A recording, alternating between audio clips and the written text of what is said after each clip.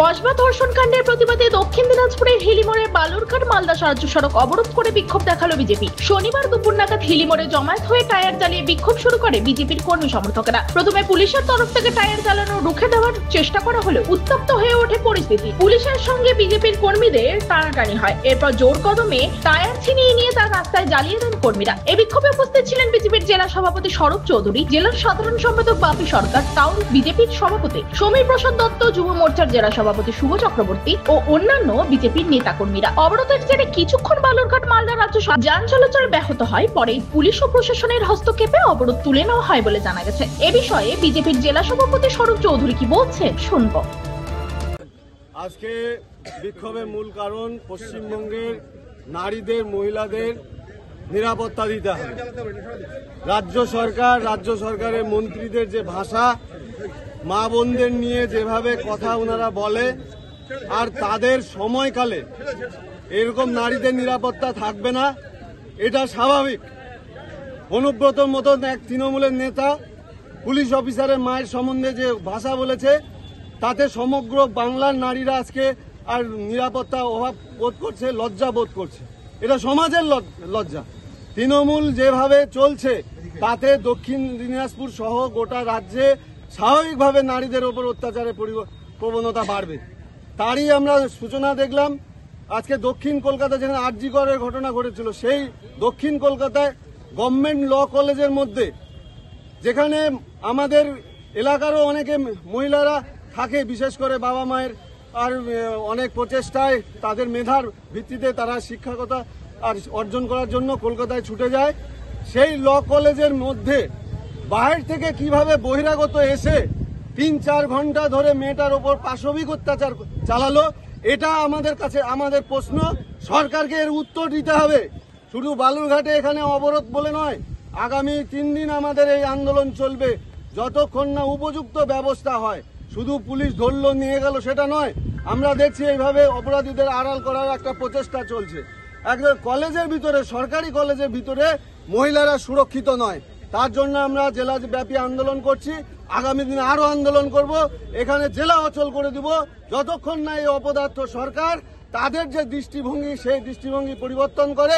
আমরা দেখেছি বালুরঘাটের দুটো ওমেন্স কলেজ এবং এই যে কি এতে, সেখানেও এরকম একটা ঘটনা ঘটছে যে মহিলাদের বিরক্ত করার একটা প্রচেষ্টা চলছে। তাহলে গভর্নমেন্ট বডিতে যারা আছেন, যারা সরকারি আছে, তারা এই বিষয়গুলোতে কি ফলো করছেন? এরই জন্য আমরা আন্দোলন চালাচ্ছি, আমরা চালিয়ে যাব। তবে ধর্ষণ কাণ্ডের মতো জঘন্য ঘটনা দ্রুত বিচার, দৃষ্টান্তমূলক শাস্তির দাবিতে রাজনীতি উত্তপ্ত হচ্ছে। দক্ষিণ দিনাজপুরের বালুরঘাট থেকে নিজস্ব প্রতিনিধি রিপোর্ট, টাইমস 14 বাংলা।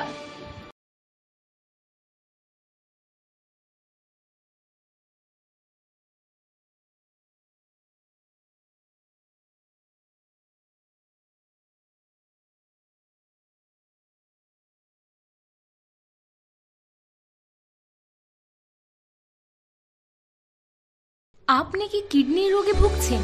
তাহলে আর দেরি না করে আজই আসুন আপনার এলাকার একমাত্র বিশ্বস্ত প্রতিষ্ঠান জীবন রেখাতে।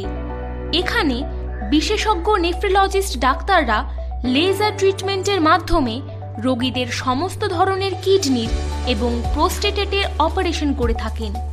রোগী দেখছেন nephrologist doctor Arkaprava Chakraborty, SSKM hospital, Kolkata. Doctor Sunil Kumar, Apollo hospital, Kolkata. Doctor Pinaki Mukherjee, NRS hospital, Kolkata.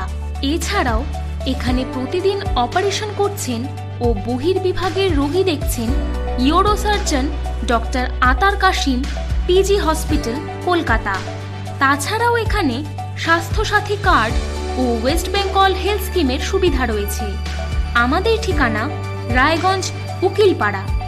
বিশদে জানতে কল করুন 8373066655 অথবা 8373066644 এই নম্বরে।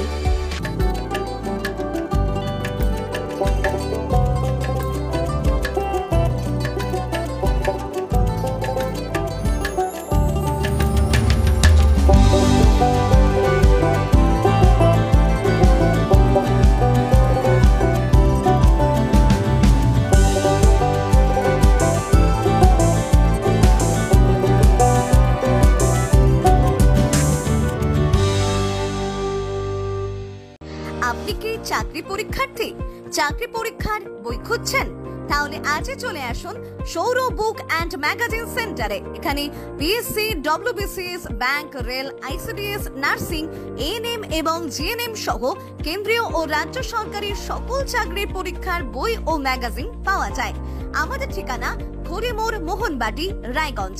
বিস্তারিত জানতে যোগাযোগ করুন 9002904090 অথবা 9434347016।